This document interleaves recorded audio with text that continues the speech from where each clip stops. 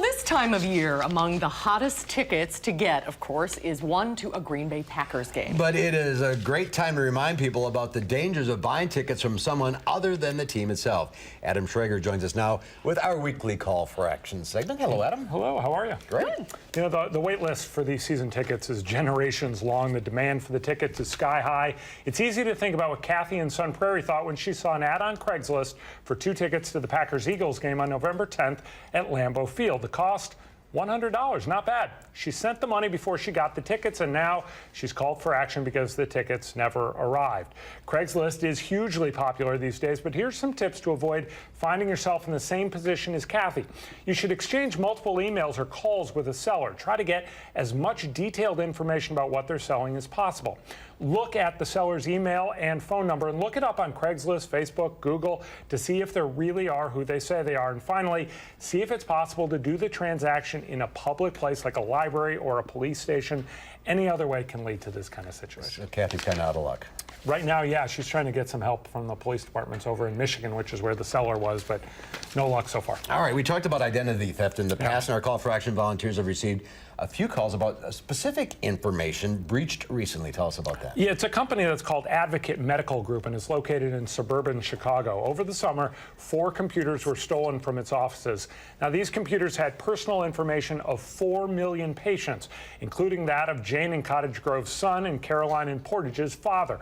It is the second largest loss of unsecured health information in this country over the last 5 years. And it does bring up some steps that any of us can take to prevent and detect identity theft. First, you should take your mail, especially your bills, to the post office instead of putting them in your mailbox. Second, shred old medical records, ATM receipts, credit card statements, anything you have that's got personal information on it.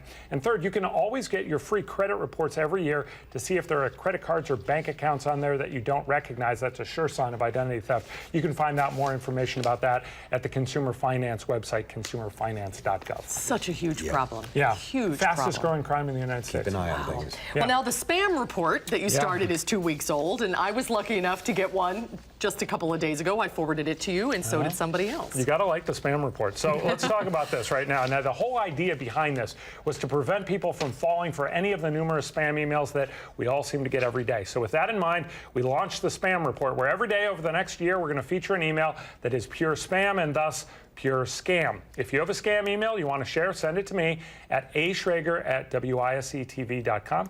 It just might make a future spam report. Today's comes from Shelley in Janesville and is called Greetings from Afghanistan. Yeah, there's problems already. All right. It was allegedly sent by a U.S. Army sergeant serving in Afghanistan. He says a decade ago, he and his men found over $900 million in a Saddam Hussein hideout. Now, this story, you may remember, was actually true. He said he kept some of it behind, though, for himself, and here's the pitch. He writes, I need someone to help me receive it, since I have found a secured way of getting the package out of Iraq for you to pick up through the help of a Red Cross Society or pilots that enjoy some immunities with us while in Iraq. Now, you both know I hate bad grammar, and the grammar is so convoluted here. More importantly, there is no such person serving in the U.S. Army in Afghanistan, so we can confidently call this spam. Regards, Sergeant Rick H. Johnson. Yeah, don't believe that. Our Call for Action volunteers can help you with any consumer complaints that you might have. The number to call, 608-270-2833. The volunteers are here every Monday, Wednesday, and Friday between 11 and 1, or you can always let us know about any consumer issues you have at any time of the day by logging on to channel3000.com/call for action. Love the spam report. Love the spam report. You know, It's fun. I did a double take when I got. I mean, they look. A lot of them look very authentic. Yeah, so they do. Don't fall for these. Nope. That's the whole idea. Don't fall for these. All right, thanks, Adam. Thanks. Thank you. We'll be right back.